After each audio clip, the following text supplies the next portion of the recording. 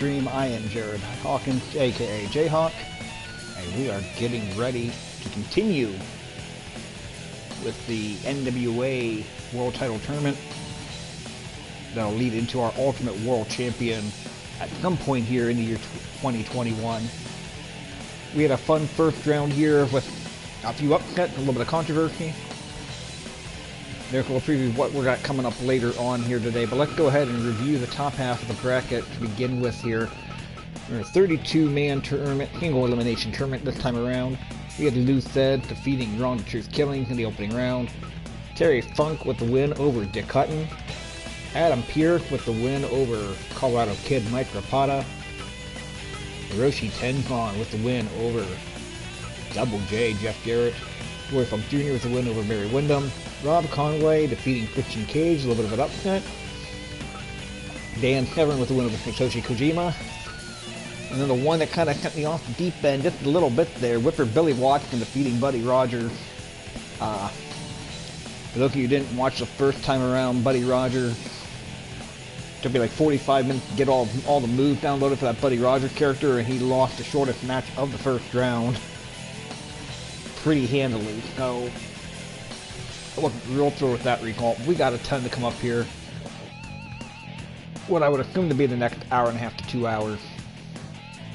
Let's preview the rest of the first round here. We're going to start off with Harley Race against Masahiro Chono. Blue Demon Jr. to take on Tim Storm. Gene Kaniski to take on Colt Cabana. Jack Briscoe to take on Sting. That should be an interesting matchup there. The National Treasure, Nick Aldis, the King of Old School, Steve Corino. I'm definitely looking forward to that one. That should be a fun one. Pat O'Connor taking on the phenomenal AJ Styles. Ric Flair against Tokyo Monster Kahagan. And at the bottom of the bracket there, Naoya Ogawa taking on Jack Zane. Single elimination tournament, each match one fall, 45-minute time limit, to allow for the possibility of time limit draw, but also limit how many we actually get. Try to get a winner as much as possible. Okay, we need to go ahead and get this one going. You want to get this one going? Let's get it started.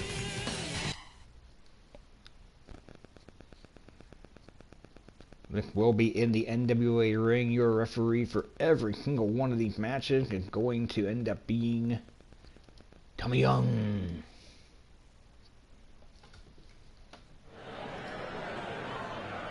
Fight.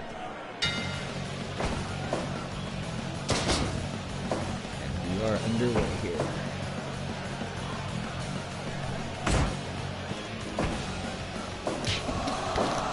Should be a very interesting opening matchup here. Harley Race, the guy I like to call the king of wrestling. Oh, he wrestled as the king of wrestling for quite some time in the WWF. 8 times the NWA World Champion, taking on Masahiro Chono. Chono, pretty famously the first man to hold the NWA World Championship after the Ric Flair controversy, where Flair left WCW with the NBA title for joining the WWF. G1 tournament was a single elimination tournament that year. Very rare for the G1 to be single elimination. But Mr. August Masahiro Chono winning the title in that tournament, defeating Rick Rude in the finals. I have seen most of that tournament. Some of the matches are on New Japan World. A lot of them are not, actually. Somewhere I've got a VHS tape of the tournament. It's got 12 of the 15 tournament matches, and I've got some of the other matches from some of the other shows on it as well. Chono winning with Rude, very good. Chono defeating Great Muta in the semifinals, very good matchup. Chono losing the title at the Tokyo Dome on January 4th, 1993 to the Great Muta, a match that aired in the United States on pay-per-view. Part of the WCW Japan Super Show 3. And then you have Harley Race. And what can you say about Harley Race that hasn't been said a million times before? Harley Race winning his first World Championship from Dory Funk Jr. May 24th, 1973 in Kansas City, Kansas. Just a 57-day title reign before losing to Jeff Briscoe. We chronicled that situation on our last episode, the transition from Dory Funk Jr. to Jeff Briscoe and the controversy surrounding that. Riggs wins his second title on February 6, 1977 in Toronto, Ontario, defeating Terry Funk. 5-day title switch with Dusty Rhodes, 7-day title switch with Giant Baba, another 5-day title switch with Giant Baba, a 4-day title switch with Tommy Rich in 1981. Riggs loses the belt to Dusty Rhodes on June 21st, 1981, does not win the belt back until June 10th, 1983, defeating Ric Flair and St. Louis. Flair losing the title to Harley Race in the main event of Starrcade 83.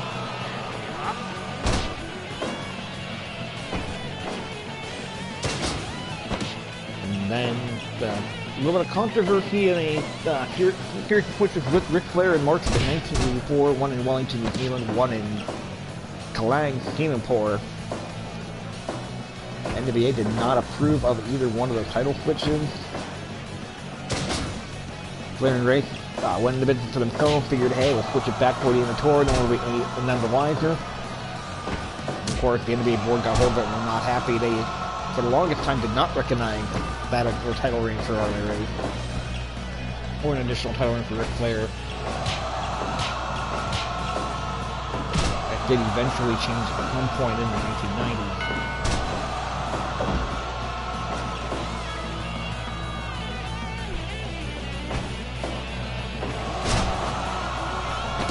Here in this matchup here, about 8 minutes in, Chono was actually having quite a bit of control on Harley Race here at this stage of the contest. Harley Race coming in here at the number 3 seed, getting one based on the length of the title reign. Harley Race and his 8 title reigns, a total of 1,801 days champion. That's a little over 5 years as champion. Over the course of about 11 years from the time he first won until the time he lost it the last time. Chono's title reign not that long in comparison. 145 days for his one title reign.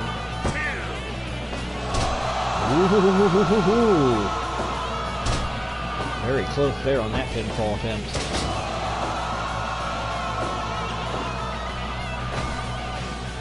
Race going right to the eyes.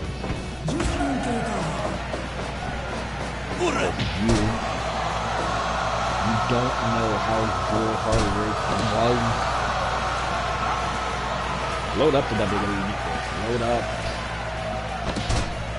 All those classic NWA matches and matches with Ric Flair. Even watching WWF stuff, Harley carries Junkyard Dog to watchable matches in 1986, 1987. The Dog was jealous of himself. Watching the World Class footage and matches along there, it's very fantastic. There's the pile driver. That nearly is the kind of 3 right there.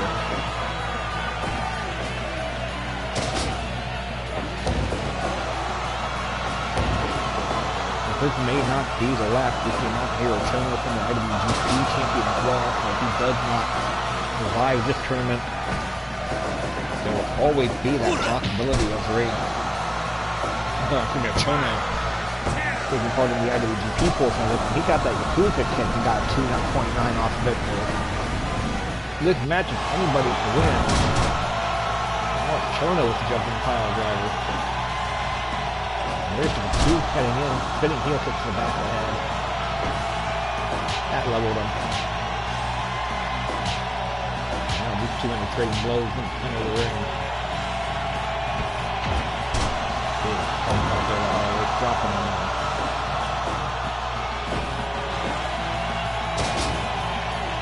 Love this version of Harley Race as well. He's got the whole bar mustache going.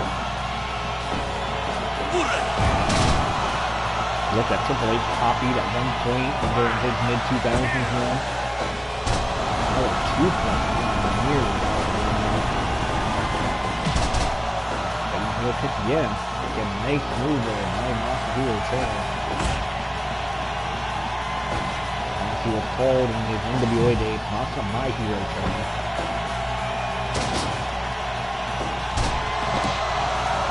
Into the FTF, Moose Takuan by the Great Rusev.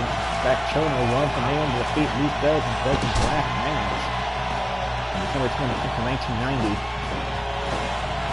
And Rafe going into the Indian Deathlock. If I'm not mistaken, this Indian Deathlock was the move that Rafe used to beat Terry Funk to win that win his first championship.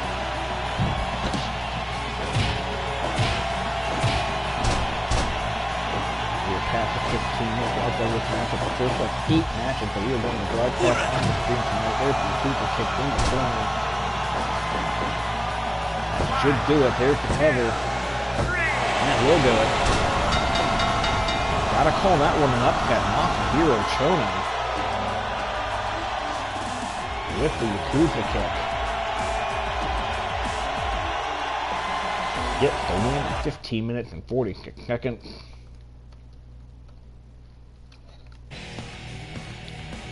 It's just going to be called a front kick.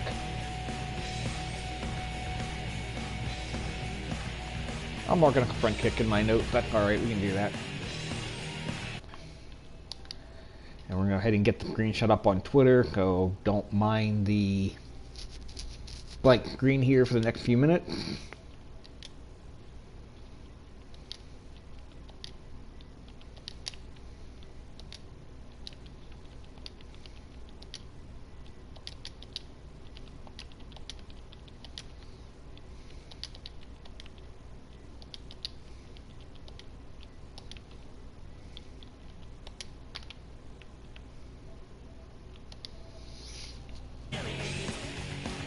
Go ahead and get that shared. We are going to move on to our next contest here. I'm going to save after every match that I didn't do last time out. Well, I've been having some issues. I had an issue with NBA 2K21 yesterday where it didn't save the game I played, and I've got to play it again if I ever get to it, which I really don't want to do. But let's go ahead and get to this unique matchup here. I mean, the number 14 seed, Blue Demon Jr. taking on the number 19 seed, Tim Storm. 1 fall 45-minute time limit. Let's go to the ring.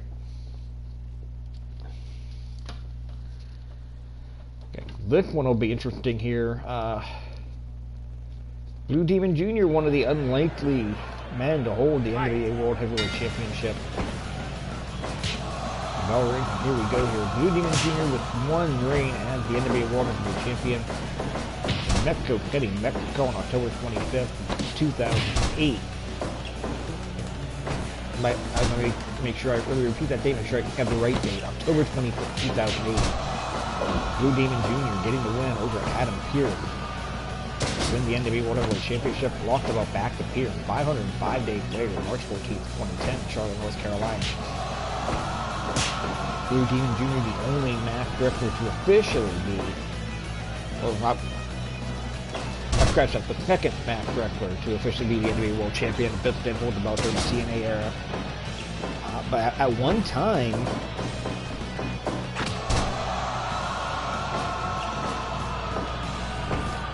a masked wrestler was not allowed to be the NWA World Heavyweight Champion.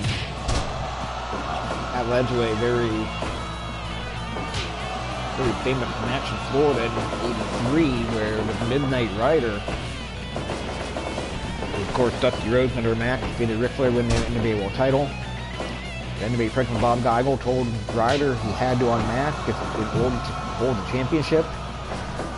Or had Dusty Rhodes been unmasked at that point, he was suspended. He would have been suspended for a year from Florida rather than just the 90 or 120 days he was suspended at the time. Refused to unmask, and Hillary is not official on those record books.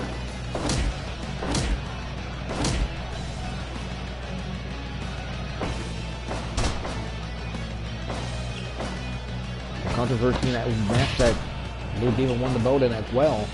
He had a Half Boston Crab on Adam Pearce. Pearce passed out from the pain. Pearce filed a protest on the match, but it's almost underneath the bottom rope during the finish. Gotta give Blue Demon Jr. some credit. He held the belt for a very long time. That is still the only time the NWA World Championship has changed hands in Mexico. I think with Tim Storm. Tim Storm, the oldest man to win his first. The oldest man to win the NWA World Heavyweight title won at the age of 51. Oh no, God. Very early pinfall for 2.9 right off the bat.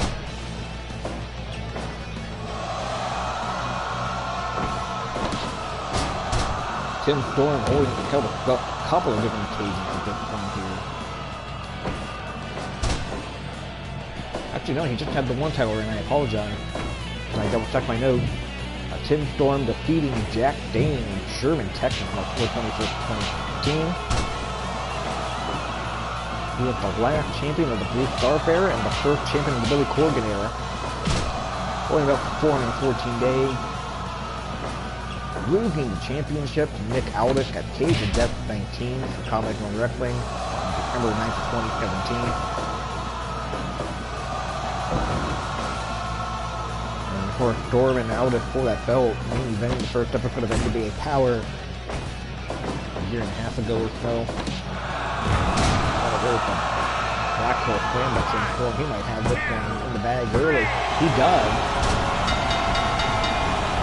And get all the background on Tim Storm has already won it.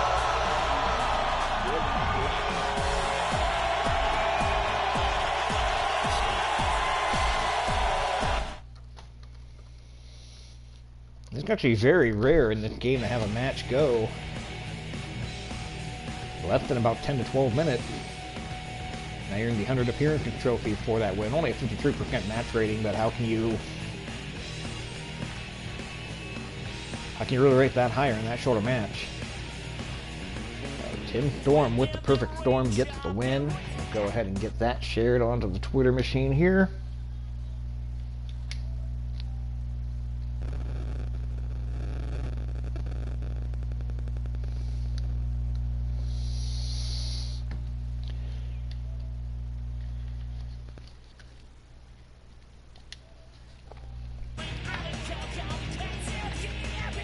A couple of quick ones right off the bat. Go ahead and keep it moving. And this could be a very interesting one. Definite clash of style coming up here. Gene Kiniski, Big Thunder taking on Colt Boom Boom Cabana.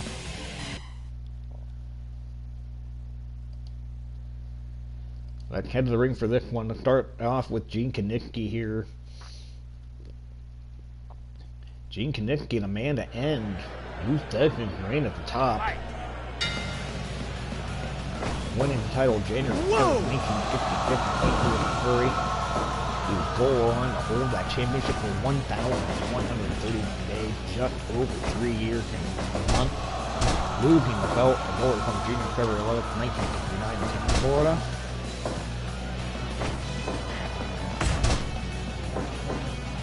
Mickey had a couple of sons who wrestled, Nick and Kelly. Neither one of them had a lot of success in wrestling, although they got, I know at least one of them did wrestle in the WWF, did some enhancement work there for a while.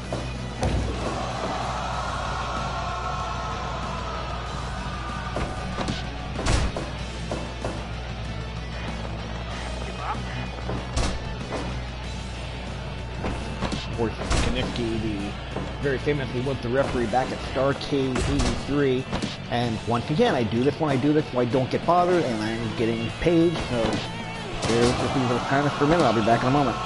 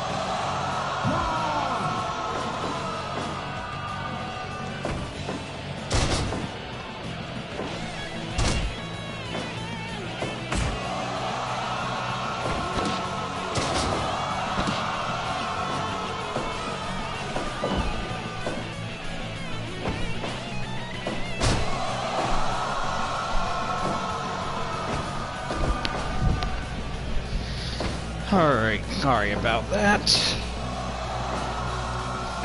Well, not gonna get into the details, but a little frustrating there.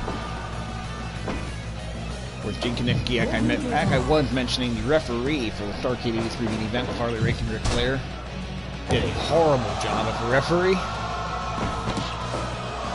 That's the way it goes sometimes.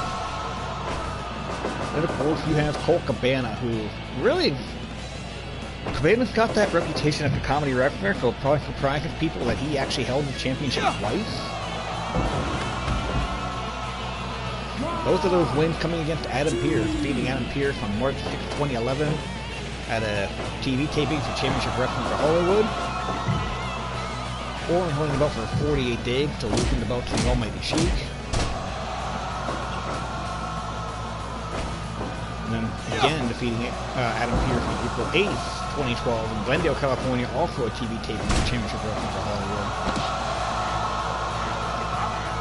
That led to the beginning of the Best of 7 series between Cabana and Adam Pearce, where Pearce regained the championship in July. Cabana appearing to win the belt back in October, but the NWA stripping recognition of that final match as a title match. And Pearce and Cabana both refusing to be the champion after that broadcast ended. After that match ended, I'm sorry, I don't think it was televised. Was that the famous 7 Levels of Hate series?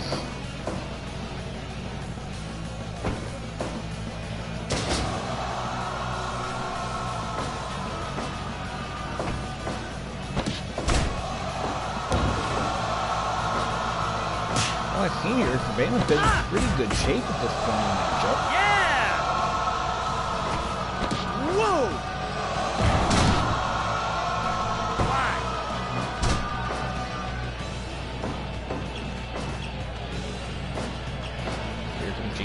Again, Kaniski, the old school blue trunk, black boots.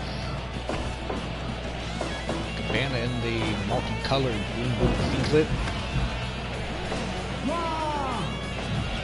Boom, boom, Colt Cabana, boom, boom. You can see Colt Cabana now. AEW each and every week. TNT on Wednesday night. On Tuesday. We got the fight on the floor here with like a 20 count on the floor, Japanese roll, putting them back in the 14. I think I've seen one double count out on the entire time I've been playing this game. There's the flying elbow there. Unusual for Kaniski to be heading up to the top, but there you go. You see all kinds of things over the course of the matchup here. Kaniski going for the cover 2. 2.9. Cabana barely kicking out of that one. Winner of this match will take on the winner of our next contest between Jack Briscoe and Sting. I'm liking this tournament a lot better than I like the pre-1948 tournament that we've done. That was one with Dennis and Briscoe. A lot more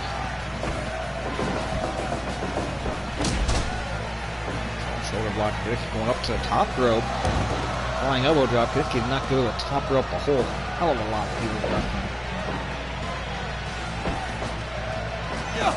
But this match, power drive was right on the head. Again, Coban. That might do it here. That pre-1948 tournament had a lot of matches that happened. Well, there's the pin.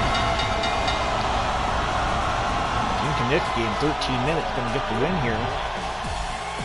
Over Colt Cabana.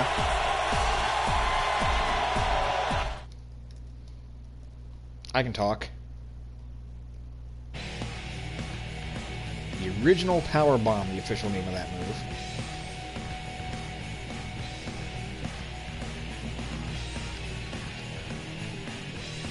Yeah, but most of the matches we saw in that pre-1948 tournament were matches that actually happened in the past. Here you're seeing a lot of matches based over the 70-plus year history of the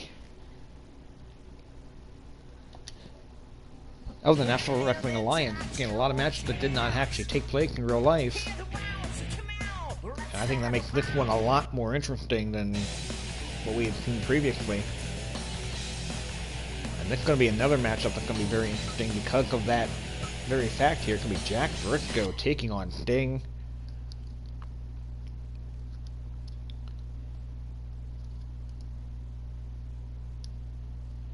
This should be another fun one here, and we are getting ready for action. And there's the bell. We are underway. Briscoe with the light blue trunks and the black boots. Sting with the surfer Sting with the blue face paint, the long blue tights with the scorpion on the side. This is another match that never happened in real life, and the reason this match never happened in real life, Jack Briscoe was retired before Sting got into business. Jack Briscoe one of the few men to actually get out of the wrestling business and stay out of the wrestling business. He just decided one day he's done traveling, didn't want to do it, went home. That was good.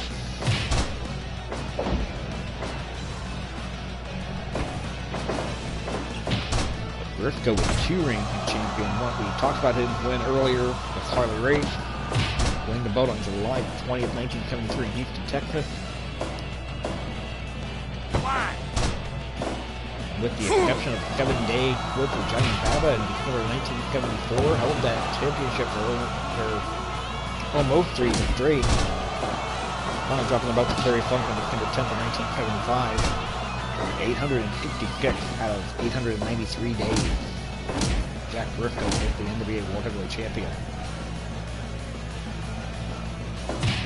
With Sting, I believe, was the first wrestler to wear face paint to win the NWA World Championship. He won the belt on July 5th, 1990 in Baltimore, Maryland, defeating Ric Flair. Would have won the belt about 5 months earlier, but he suffered that knee injury at Clash of the Champions, caught and forced him out of the WrestleWar 90 pay-per-view. Take a splash in the corner. Briscoe countering out of the waistline and arm drag takedown. Very nicely done. Staying holding that belt for about 6 months. Losing back to Flair on January 11th of 1991.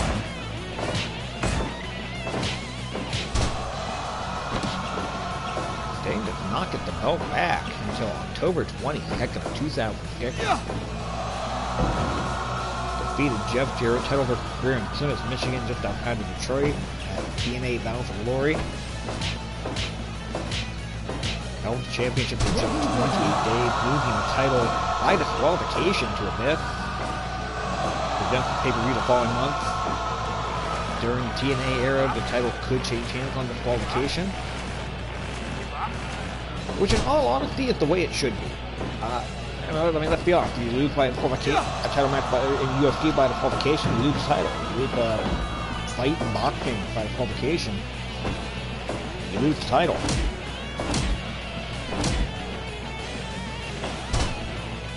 But wrestling notoriously,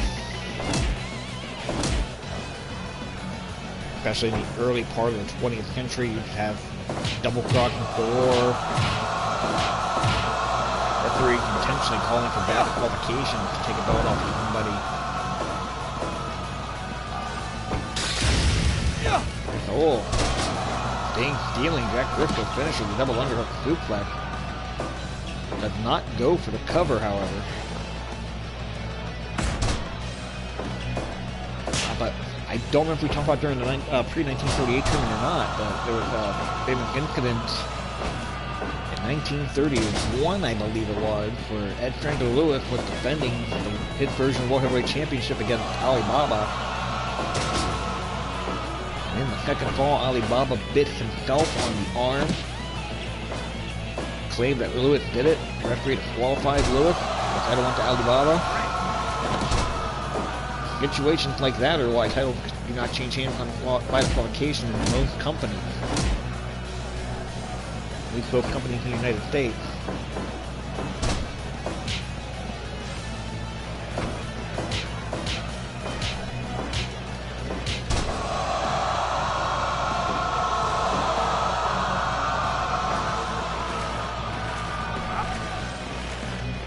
Being with that Scorpion Deathlock, he won so many matches with this move back in the day. You know, early in the contest, get Briscoe with that one.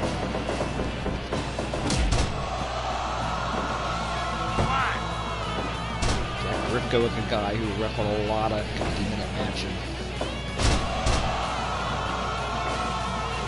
Stating out at many awards. Flying slash over the ropes, though. Sting, of course, the 45-minute draw at the first Clash of the Champions against Ric Flair.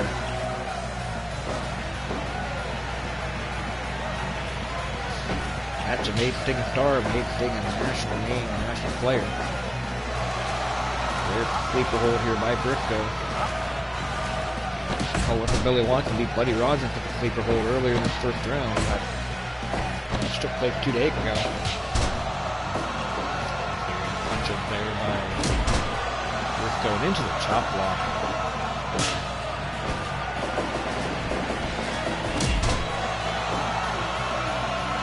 First time I ever went to Cauliflower Alley Club, 2005. Jack Briscoe won the Lou Thesz Award. Take that Lou Thesz Award was some time for guy amateur rip background. And made it big in pro wrestling. Instead, knowing that they were going to do the award after he passed, they actually named the first 5 men to win that award himself. Jack Briscoe handpicked by Lou Thesz to win the Lou Thesz Award in 2005. Nice backbreaker in that thing.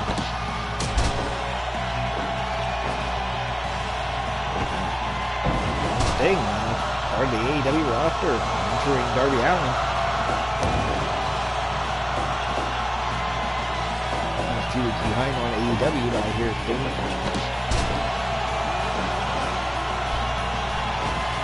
Here's Sting's been coming. I'm getting really tired all the time. If I take some pause here, or if you hear me yawning on camera, I'm going to apologize right now for that. I don't know what's coming over me there.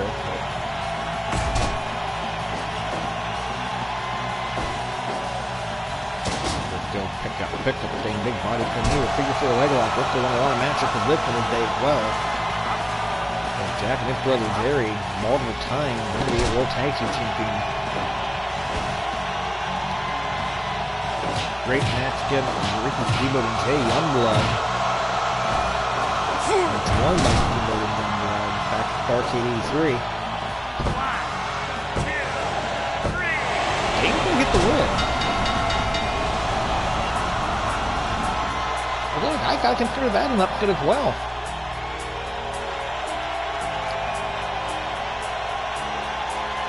That one actually comes off kind of anticlimactic as well, so that's going to cut up for our round of 16. Gene Kiniski against Sting.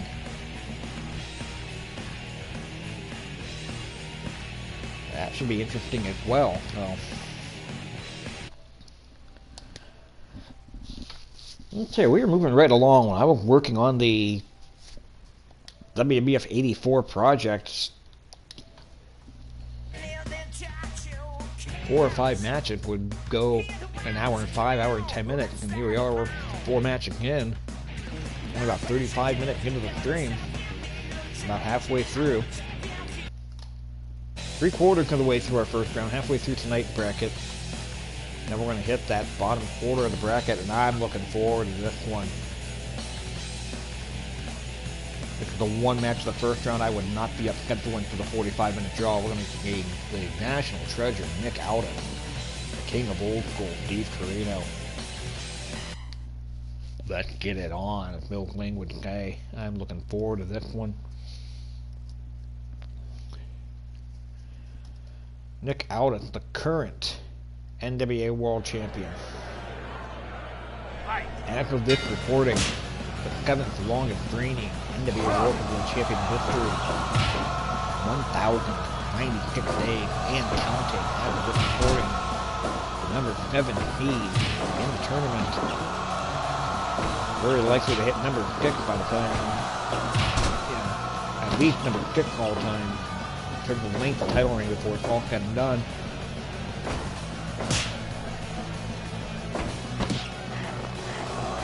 Alden winning his first championship from Tim Storm at the BPW Cage of Death 19, School, New Jersey, December 9, 2017. Lost the title off in Dayton, Illinois to Cody Rhodes at All In on September 1st, 2008. A show I would have been attended for. Literally the one result I cared about, but I had always wanted to see an NWA World title change live. And I gotta check that off the bucket list. Alden won the belt back at the NWA 70th Anniversary Show in Nashville, Tennessee, just 50 days later, October 21st, 2018. And Alden held the belt ever 830 days counting. With current title reign for the National Treasurer Nick Alden. His opponent with the blonde hair, the short black and yellow trunk, King of Old School, Steve Corino. Honestly, I'm surprised he only had the title once and only had it for 172 days. A lot of people thought Corino was going to win it about 6 months before he did. He was the favorite. In the tournament in 2000, that crowned Mike Rapata the champion. Corino did not win the belt that night. He did defeat Rapata April 24th, 2001 in Tampa, Florida. Held the belt for 172 days, and then on October 13th at the 53rd anniversary show in Petersburg, Florida. Very controversial matchup. Sustained a head injury during the match. Could not continue. Hashimoto not given the championship that night, though. It wasn't technically a pinfall or a submission. It was a stoppage. So the title actually vacant after that show. 2 months later, December 15, 2001, in the Keyport, Pennsylvania, just outside of Pittsburgh. Hashimoto winning a 3-man round-robin tournament. And Corino and Gary Steele. With his first and only championship. Hashimoto did not make the 32-man tournament that we are streaming right now. With the Boston Crab there by the National Treasurer. Very close to King Cloverleaf, but out of that finishing move. I tell you, when you watch the episodes of BPW on the WWE Network, you see the evolution of the Blue Corino character from the time he came in to the time he comes and slow.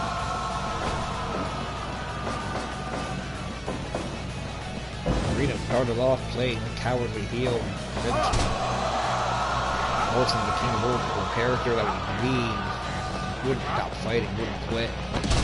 Tremendous evolution of that character over the years.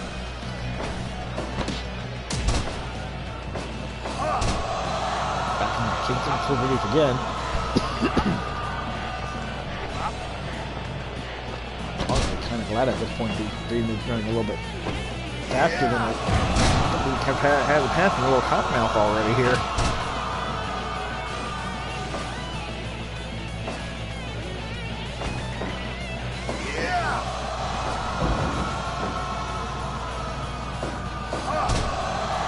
Cloverleaf again. Alden's going to win for Kings and Cloverleaf. He's going to die trying at this point. It's the third or fourth time he's had this on already.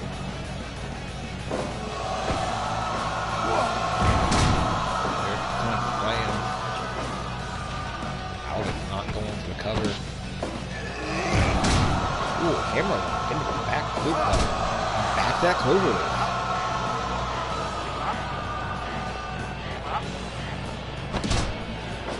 Again, no kicking out of it. No.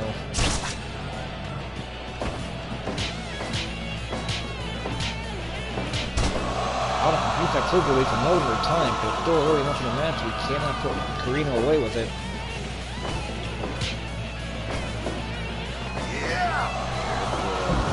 Sort of a good flex driving down. Alden's had advantage in a lot of this match. I expect a much more back and forth even matchup, but so far we've not seen that. I'm going to bring away from body kick into a spinning toe hold, Terry Funk style.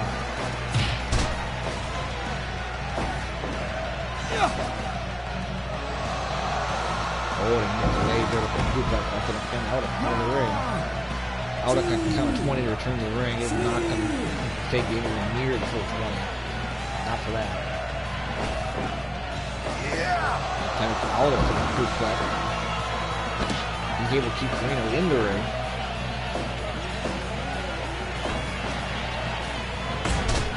Fake block elbow to the back of the head. Going in top from behind.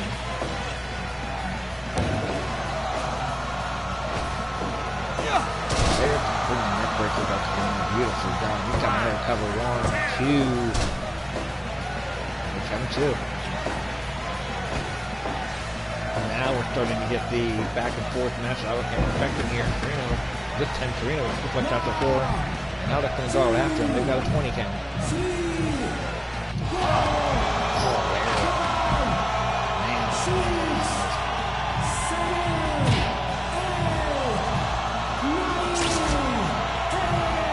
It looked like if they were able to cut out of the crowd in this game, they would do it.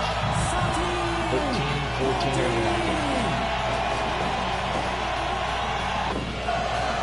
It is very hard.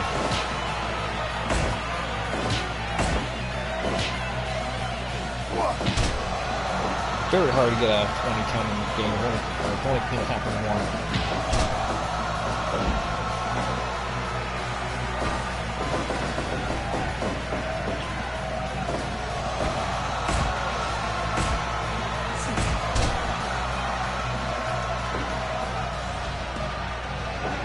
Out of that's a top rope. What do you think? Oh, flying body grab. 1, 2, 3. A little bit shocking finish there. Wasn't expecting that pin to come off of that.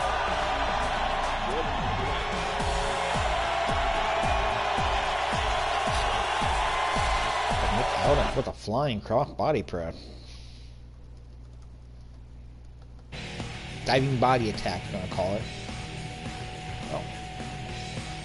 I mean, game can be called either way. Dive off the top rope. 14 minutes and 32 seconds. Giving Nick Alda the victory. He will advance to the round of 16. After I get this shared on Twitter, we'll see who the opponent's going to be. We got another interesting clash of style coming up next.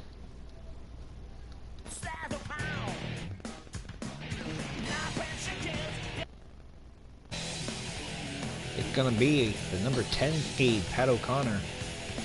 Number 23 seed, the phenomenal AJ Styles. Haven't gained progress in a while. We'll do that real quick here.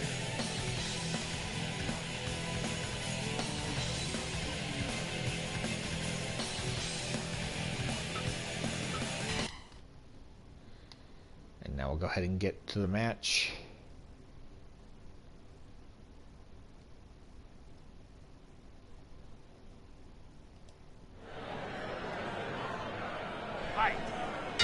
There's the bell, we are underway.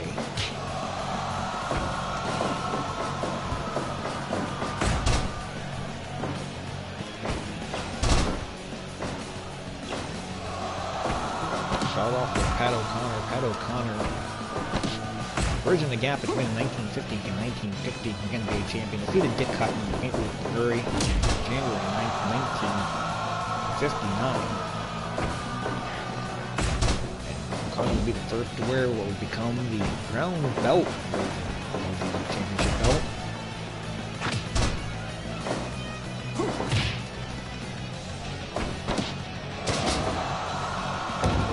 O'Connor would hold the championship for 903 days. We're losing the belt to Buddy Rogers at Convention Park in Chicago. Very good 2 out of 3 fall match. The match actually still holds up really well, even by today's standards. Fun match to watch.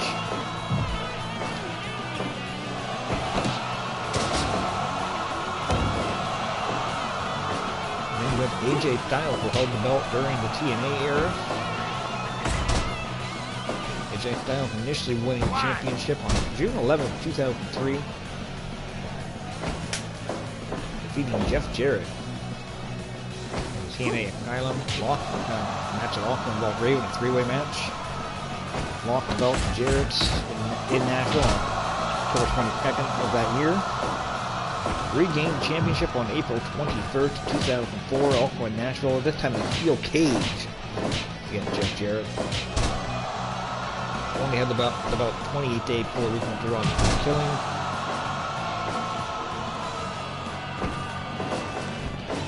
May 15, 2005, defeating Jeff Jarrett hard justice from Orlando, Florida to win his third championship in a match for Tito Ortiz. Special referee. We're losing about a Clamor birthday the following month and we King of the Mountain match. AJ Styles, 3 title reigns in all, 196 days. Champion. Tied for the 24th longest reign in TNA history. NWA history. Hiroshi Tenzan.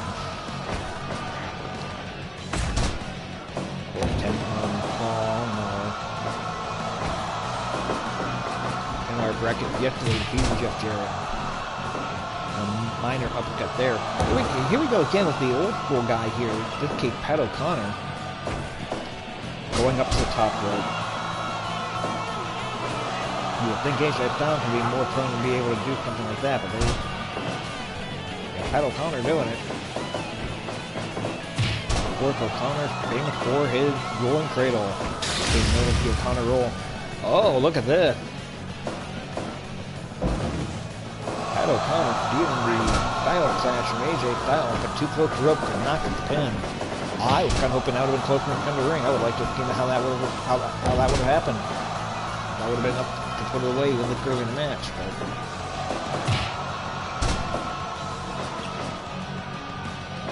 it does look like the TNA is always starting to get in on these two competitors. So we're having them again, and now it's putting toe hold. You don't see much in modern wrestling, but we've seen a lot of it in the tournament.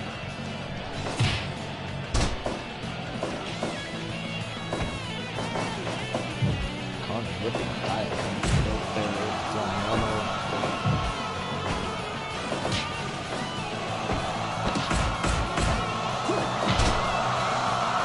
AJ Styles current in WWE and been main eventing for a long time in WWE at this point.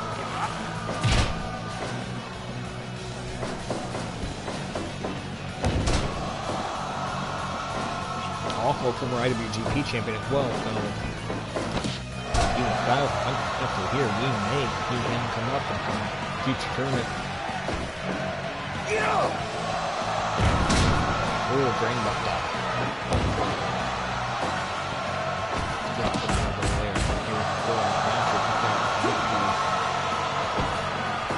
Whoa. Kenny Omega there with a little finger banging.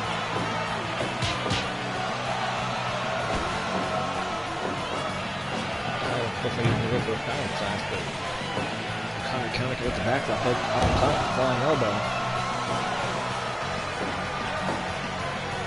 Not going to cover there if we get the 10-minute mark.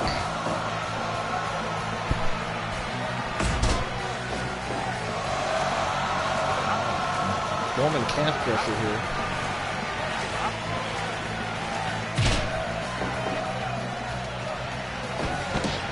Connor can go ahead and get out of that one.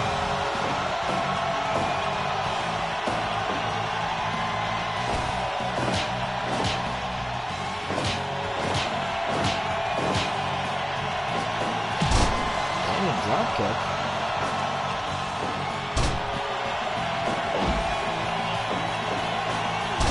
Oh, victory roll. That's beautifully done. 1, 2, and 3. I was expecting here. That match is down in 50 minutes.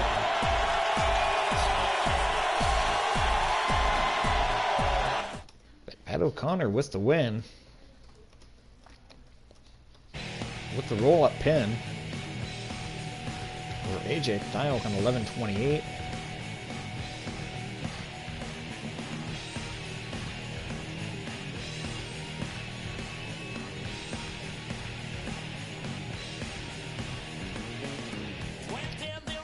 We have 2 matches to go here in this first round. I did not give the screenshot for that, did I? No, I don't think I did. Alright, no problem. Let's go ahead and... our semi-main event for the evening here, the number 2 seed, the Nature Boy Ric Flair, the number 31 seed, the Tokyo Monster Kahagan. I don't know how long this match is going to go. We could be here all night talking just about Ric Flair's accomplishment as NWA champion.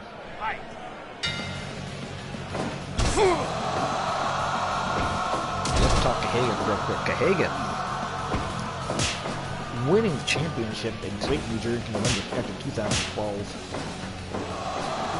Was actually not even supposed to be in the match for the vacant championship. Was added at the last minute. Oh. After they had a level of hate controversy with Adam Pearce and Colt Cabana, the title was vacant. An elimination match taking place in Clayton, New Jersey. In addition to Kahagan, you had Damian Wayne, Chance Crawford, Jason Kincaid, Lance Erickson, Anthony Papadon, Biggie Big, and Lance NWA. All involved in that particular matchup. Actually, a pretty big name even for the time in that match. Okay, in fact, I said not originally because of being that match, he was the NWA National Champion. Man to be put in that match, won the championship. He was holding that belt for 134 days for dropping it to Rob Conway and Cannon Technic.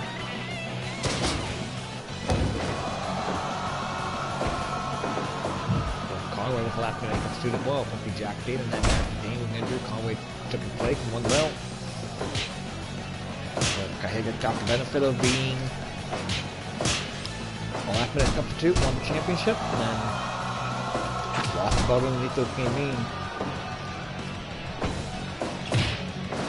And then you take a look at Ric Flair, the Nature Boy. Second longest reigning NWA World Champion of all time. 3,110 recognized NWA World Title. But emphasize that we're recognized. Again, let's look at some of the unrecognized titles.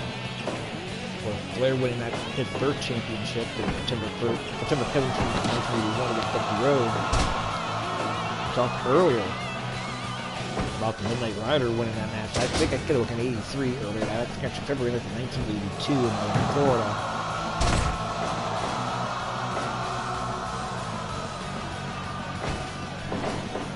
Flair losing and regaining title same night basically because of that controversy. Moved to September 7th, 1982 in Centro Domingo, Dominican Republic. Jack Veneno defeating Ric Flair for the championship. This was an actual title change. One of those cases where the crowd was so incredibly hot for that matchup that Flair thought if he wins the match scheduled, he's not getting away alive, so he intentionally dropped the ball. There were negotiations very briefly for Veneno to make a trip to the United States, drop the belt back, you go to the belt back to Flair. Consider that not being an official title change. One that a couple that this particular one, I'm not sure why, this one is not recognized. Ooh, Kahagan getting 2 count off the power from there. 1983, January 6th, 1983, Carlos Colon defeating Ric Flair in Panama, Puerto Rico. That was the match that crowned the first Universal World Heavyweight Champion was built after the unification match between Colon and Flair. For whatever reason, when they did not recognize that as a title change, Flair defeated Carlos Colon 4 days later in Miami to regain the title. But as far as fans in Miami knew, that was a national title defense for Flair, not a regaining of the championship. And then Victor Hovika Trinidad, February 1983, defeating Ric Flair for the championship, but Flair's feet were on up during the pin 3 days later. Did reverse, got rewarded back to Flair. Not considered, those title changes, not considered title change. But Ric Flair could theoretically have been a 5-time world champion. by the time he officially launched as first World Heavyweight Champion with all the controversy and unrecognized title reign. And a lot of those type of matches, a lot of those type of finishing are why, one, we don't know how many world titles Ric Flair actually had. It's what do you count or don't you count? But also, too, a lot of that is what allowed the WWF to get back into the... excuse me. A lot of those controversies are what allowed the WWF title to be recognized as the #1 title because there's so many controversial and job finishes you can have for a championship. For credibility starts to take a hit, especially back in that era. For again here, I can try to grab a chair from the ring. Good fucking Flair. Back hit Flair head. Oh, actually back leg. They're rolling back in 10-15, but they couldn't get to it. He really got to 15. Now, no danger he was going to be trying up there. Flair without a bullet on time to clock.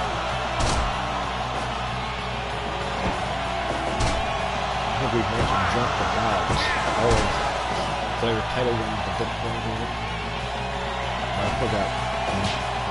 Beating Ducky whatever group and part of the double switching and Singapore that we mentioned earlier. Flip the tears on Eric, Ducky Rhodes and hit on the garbage and Evans and Guido and Randy.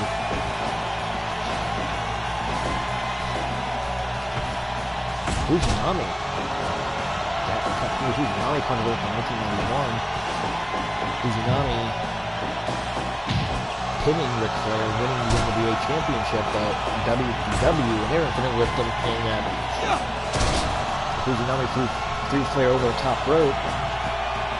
So Flair's keeping his belt.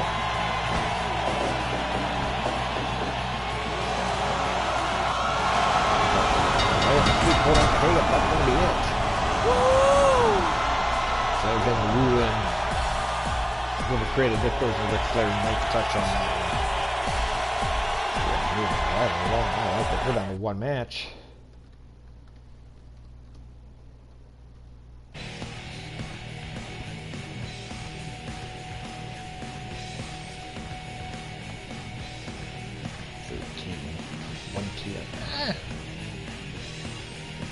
I'm trying to type these results down on a spreadsheet for my own personal benefit as well here, so I can refer back to the future rounds. I'm having trouble with a little typing tonight.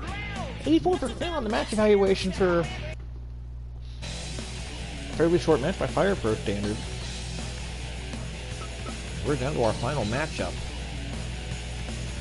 Number 15 seed Naoya Ogawa to number 18 seed Jack Dane. I forgot to share the screenshot on Twitter again, and twice I've done that. Doesn't really matter, so I like to keep people in touch if at all possible.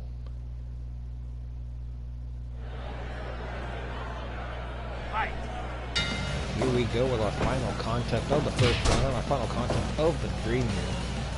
Jack Dane with the face paint. Naoya Ogawa. MMA glove.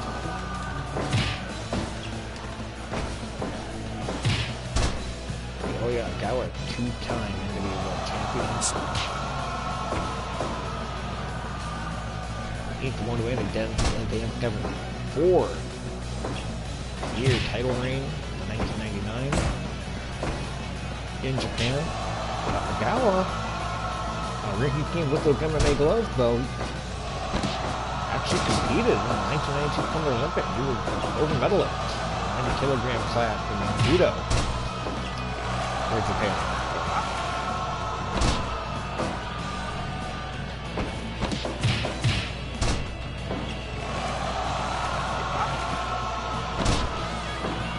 In 1996 did not fare nearly as well. That's when he started getting into professional wrestling for New Japan.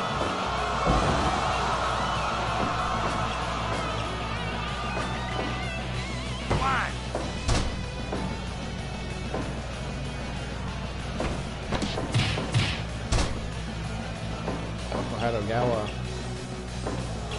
making an appearance in the United States, and made his appearance in the United States in 1999 after winning the championship from Catherine.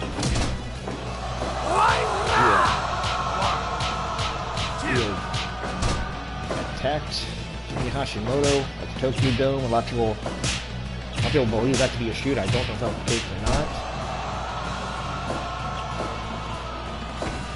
That did lead to a feud between them over the NWA title both in Japan and in the United States. Gallo holding his first championship for 195 days.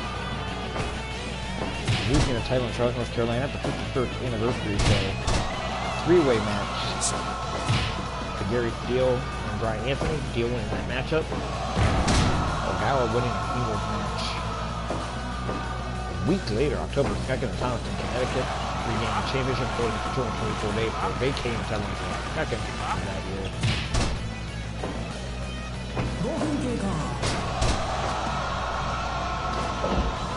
Jack Dane coming out of the Bruce Stark era of the championship. Jack Dane defeated Hiroshi Tenzan on August 29th of 2015 in Kansas City, Texas. Held up for 419 days. We're losing about the Tim Storm. So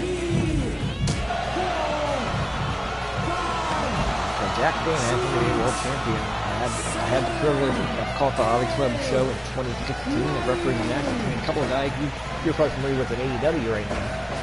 Henry Guevara and Ricky Stark. Jack Dane came backstage after the match and gave both guys advice and myself advice on how we could improve. What they could do better, what they need to work on.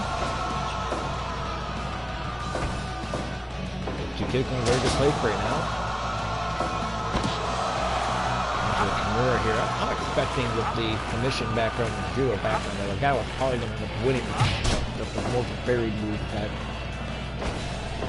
winner of this match will take on Ric Flair in a round 15 coming up. I'm not going to pull a day. I'm going to get to it on the floor. Probably next week sometime. I'll be going to town this weekend. Ooh, almost counting to 2.9. I'm going out of town this weekend. Royal Rumble Sunday night. I'd probably Monday earliest. I would say probably Tuesday evening here with the booth before we get to the round of 15.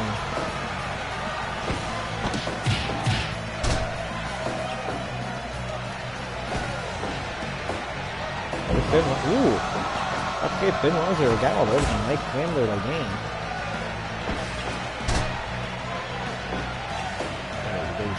So again, the judo background, commission.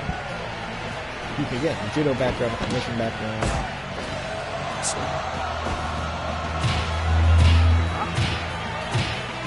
Four expect the guy to take on. Here's the punching here, Italian looking in there like that commission move. I don't think I've ever seen anybody commit to a series of punches, but this fire for a wrestling world, anything can happen. There's blood on the mat. I assume it's Jack Dane for the face paint hard as hell. I do see some red on the chest. I have to assume that is blood on the chest of Jack Dane. There's the cover there. Too close to the rope there.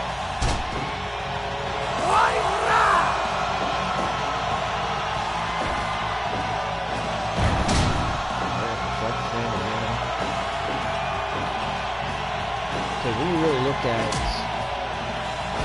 different title histories and different championships, and talk about probably the most diverse lineup of champions. The NWA, I think, to have the most diverse type of champions called style for the Nike guys. Yeah, Dan Kevin as a UFC fighter, Dan Shinnock, UFC fighter, Gallic with the judo. You have a great Punkers had a generation like Lee Fez. You had Showman of the Day, like Ric Flair and Buddy Rogers. There's the 3 count. Looks like a modified FTO. Gallo is going to win. He's going to advance to the round of 16. by a pinfall over Jack Dane. So this show did not take very long tonight. The original Uso Tagari Buster. I will type that down, and I have no idea how to pronounce that. Uso Tagari.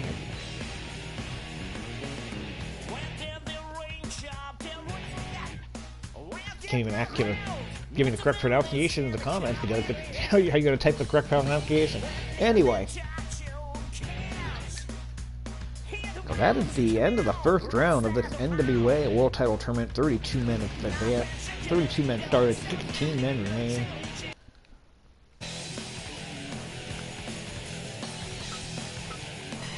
Is the tournament progress, and we'll take a look at the semifinal. Well, I keep wanting to say semifinal, but we got 4 rounds left. It's going to be the Sweet 16. Rusev against Terry Funk. Adam Pearce against Hiroyoshi Tenkan. Dory Funk Jr. against Rob Conway. Dan the Beast Severn against Whipperbird Watson. Masahiro Chono against Tim Storm. Gene Kaniski against Sting. National Treasure Nick Aldis taking on Pat O'Connor.